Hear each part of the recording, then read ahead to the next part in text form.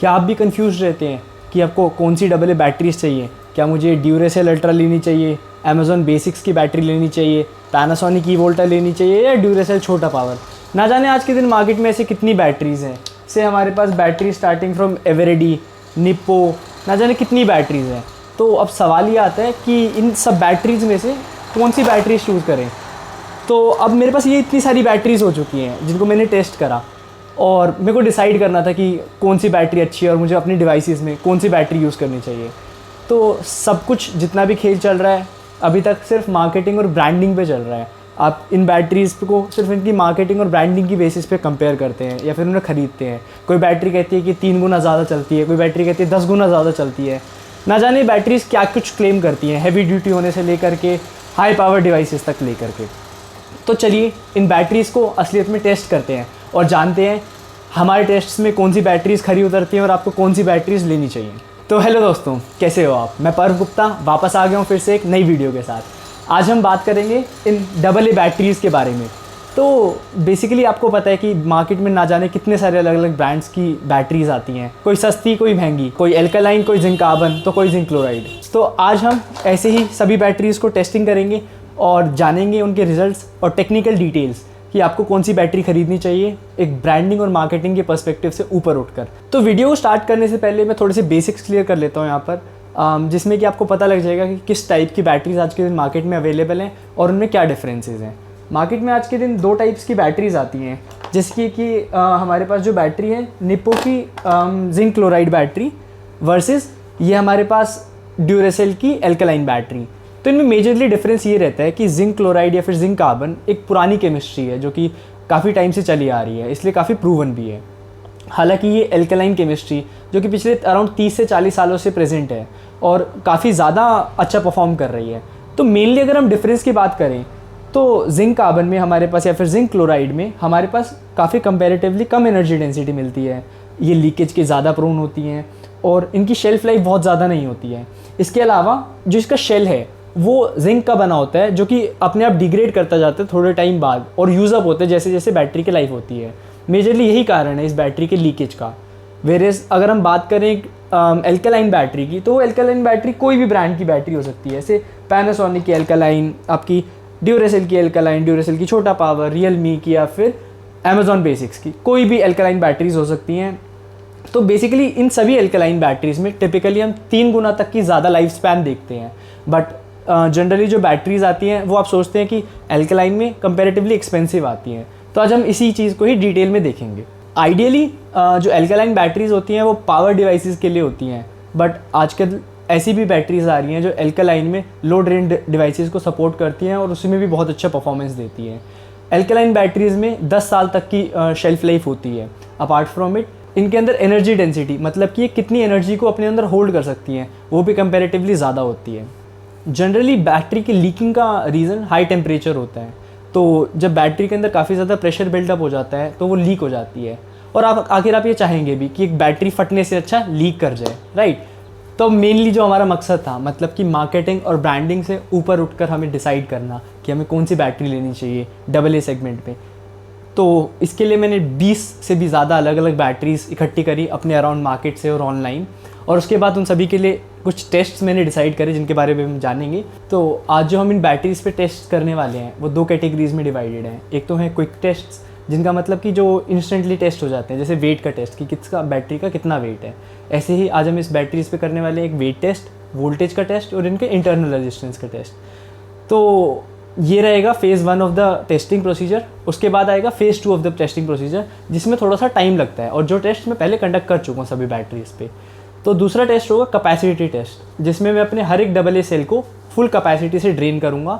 उसके बाद उसकी जो कैपेसिटी होगी उसके कंपैरिजन टेबल हम बनाएंगे और उन सभी सेल्स को अलग अलग कंपेयर करेंगे। तो चलिए जानते हैं कि ये टेस्ट कैसे करे जाएंगे। सबसे पहले हम बात करते हैं वेट टेस्ट की। वेट टेस्ट के लिए मैंने हर एक सेल को अपने इस वेइंग स्केल पर मेजर करा है, जिसके बाद मैं उन सभी के वेट्स को कंपेयर कर पाऊँगा। उसके बाद बारी आती है वोल्टेज टेस्ट की। इसमें मैं सेल्स का ओपन सर्किट वोल्टेज, जब वो सेल नया है, उसको मेजर करूँगा और उसको कंपेयर करेंगे। उसके बाद टेस्ट आता है इंटरनल रेजिस्टेंस टेस्ट। इस टेस्ट के बेसिस पे हम डिटरमाइन कर पाएंगे कि सेल का इंटरनल रेजिस्टेंस कितना है। इससे हम सेल की करंट गिविंग कैपेसिटी को मेजर कर पाएंगे। जैसे कि जो हाई पावर डिवाइसेस होते हैं उसमें ये मेनली बहुत काम का रहता है। इसकी वजह से जैसे आपका बहुत ज़्यादा हाई पावर डिवाइस है, जैसे एक ट्रिमर है या फिर ऐसा ही कोई डिवाइस है जिसमें काफ़ी ज़्यादा पावर ड्रॉ रिक्वायर्ड होता है, उस टाइम पर ये अच्छा परफॉर्म करते हैं। अब बात आती है कैपेसिटी टेस्ट की। हमने कैपेसिटी टेस्टिंग के लिए अपना ये डिवाइस यूज़ करा है IMAX B6 मिनी। ये कैपेसिटी टेस्टिंग डिवाइस है, तो इससे हम सेल्स की नहीं ना जाने कितनी ही अलग अलग टाइप्स की बैटरीज़ की टेस्टिंग कर सकते हैं।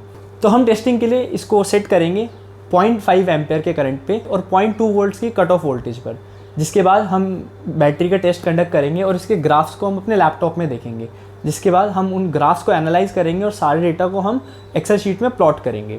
तो 20 से भी ज़्यादा बैटरीज़ की टेस्टिंग के बाद ये कुछ डेटा हमारे पास सामने निकल के आता है। एक बैटरी के टेस्ट में करीबन 1 घंटे से लेकर के 3 घंटे लगते हैं, जिसमें हम बैटरी को पूरा ड्रेन करते हैं और उसके बाद देखते हैं कि उसमें कितनी कैपेसिटी डिलीवर करी।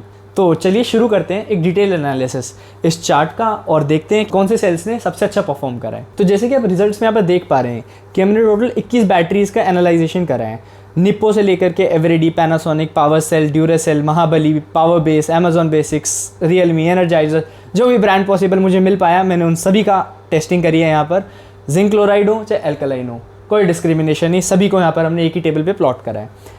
अब इन सभी बैटरीज़ के प्राइसिंग वेरी करेंगे इनकी नंबर ऑफ़ क्वांटिटी पे, कि आप कितनी क्वांटिटी का पैक लेते हैं, तो उसके अकॉर्डिंग आपको वेरी करेंगे। यहाँ पर जितनी बैटरीज़ मैंने ली हैं उनके अकॉर्डिंग मैंने प्राइसेस को प्लॉट करा है। जैसे फॉर एग्जांपल हमारे पास ड्यूरासेल का छोटा पावर मुझे 15 रुपये का एक सेल पड़ा है, हालांकि अगर मैं इसका पूरा 10 पीस का पैक लेता तो मुझे 14 रुपये का एक सेल पड़ता। उसके बाद हमने वेट का एनालिसिस करा। यहाँ पर जनरली ये माना जाता है कि जितना भारी सेल होता है वो उतना अच्छा परफॉर्म करता है, जो कि यहाँ पर एल्कलाइन केमिस्ट्री में देखने को भी मिला है हमें कि जो एल्कलाइन सेल्स हैं उनका कंपैरेटिवली वेट जनरली ज़्यादा है। उसके बाद बारी आती है वोल्टेजेस की। वोल्टेजेस से मैं कुछ कंक्लूसिव रिजल्ट्स नहीं डिड्यूस कर पाया हूँ, तो मुझे नहीं लगता कि वोल्टेज जो इनिशियल है अनटिल एंड अनलेस वो 1.6 वोल्ट्स के नीचे है उससे कुछ खास फ़र्क पड़ता है। फिर बारी आती है इंटरनल रेजिस्टेंस की। जैसे कि आप देख पा रहे हैं जितने भी यहाँ पे हाईएस्ट परफॉर्मिंग सेल्स हैं उनका इंटरनल रेजिस्टेंस काफ़ी कम है। इसका मतलब ये हुआ कोई हाई ड्रेन वाला डिवाइस चलाना है, मतलब कि कोई ऐसा डिवाइस जो कि बहुत ज़्यादा पावर कंज्यूम करता हो, उसके लिए जितना कम इंटरनल रेजिस्टेंस उतना बेहतर। फिर उसके बाद यहाँ पर आप टेबल में देख सकते हैं डिस्चार्ज टाइम, कि मतलब एक सेल को डिस्चार्ज होने में कितना टाइम लगा, इसमें जितना ज़्यादा टाइम लगेगा उतना बेहतर है। फिर बारी आती है कैपेसिटी की। यहाँ पर हमने सभी सेल्स की अलग अलग कैपेसिटीज़ को नोट डाउन करा है और उनको कंपैरिजन करा है। जनरली हमारे पास जो जिंक क्लोराइड या जिंक कार्बन सेल्स हैं वो हमें 500 मिली एम्पायर्स के आसपास की कैपेसिटी देते हैं, हालांकि जो हमारे पास एल्कलाइन बैटरीज हैं वो 1500 से लेकर के 2000 मिली एम्पायर्स की कैपेसिटी देते हैं। तो ये एक साफ साफ डिस्टिंक्शन हम यहाँ पर देख पा रहे हैं जिंक कार्बन वर्सेस एल्कलाइन में। फिर उसके बाद अब बारी आती है इस टेबल के सबसे ज़रूरी कॉलम की, जो है mAh पर रुपी, मतलब कि आपको आपके 1 रुपये में कितनी कैपेसिटी मिलती है। इसमें जितना ज़्यादा बड़ा नंबर उतना अच्छा। तो यहाँ पर हमें को सबसे बड़ा नंबर 104 दिखा है, जो कि हमें ऑफर करा है एवरेडी की अल्टीमा ने, मतलब कि आज के दिन एवरेडी की Ultima is a clear winner. तो अब आपको ज़्यादा बोर नहीं करूँगा मैं इनकी डिटेल्स में ज़्यादा घुस के कि कौन से टेस्टिंग कैसी हुई, उसको मैंने कैसे कंडक्ट करा। आप देख सकते हैं नोट्स में और यहाँ पर कैसे मैंने कंडक्ट करा इन टेस्ट्स को। इस शीट का लिंक मैं डिस्क्रिप्शन में भी अटैच कर दूंगा। इस टेस्ट में नंबर 1 mAh पर रुपी कैटेगरी में, जो कि सबसे बिगेस्ट कैटेगरी होती है, उसके सबसे बड़े विनर है हमारे पास एवरेडी अल्टीमा। उसके बाद सेकेंड नंबर पर निकल के आते हैं ड्यूरासेल छोटा पावर। अरे वाह क्या बात है। उसके बाद थर्ड नंबर पे रियलमी एल्कलाइन बैटरी निकल के आती है हमारे पास। उसके बाद अब बात आती है कि बैटरी जिसकी सबसे ज़्यादा कैपेसिटी हो, आपको उसके प्राइस से फ़र्क नहीं पड़ता, आपको चाहिए कि वो बस बैटरी चलती ही जाए, वो कभी ख़त्म ही ना हो। तो उसके लिए नंबर 1 पे बैटरी निकल के आती है एनर्जाइज़र मैक्स। उसने हमें 2154 mAh की कैपेसिटी दी है। उसके बाद आती है ड्यूरासेल अल्ट्रा और उसके बाद फॉलोअप में रियलमी एल्कलाइन। तो अल्टीमेटली अब मोरल ऑफ द स्टोरी क्या है, इतनी सारी जो हमने कहानी सुनी, इसका कंक्लूजन क्या निकल के आता है? इसका कंक्लूजन सिंपली ये निकल के आता है कि आज के दिन एल्कलाइन बैटरीज जिंक कार्बन या जिंक क्लोराइड बैटरी से सस्ती हो चुकी हैं। इस वजह से उनकी हायर कैपेसिटी और हायर शेल्फ लाइफ का हमें फ़ायदा उठाना चाहिए और उन बैटरीज़ को चूज़ करना चाहिए। तो उम्मीद है दोस्तों कि अगली बार आप सिर्फ इन ब्रांड्स की मार्केटिंग और ब्रांडिंग के बेसिस पे ही बैटरी चूज़ नहीं करेंगे, बल्कि एक इन्फॉर्म डिसीजन ले पाएंगे मेरी इस वीडियो की मदद से। तो मिलते हैं अगली बार एक नई वीडियो के साथ। शुक्रिया।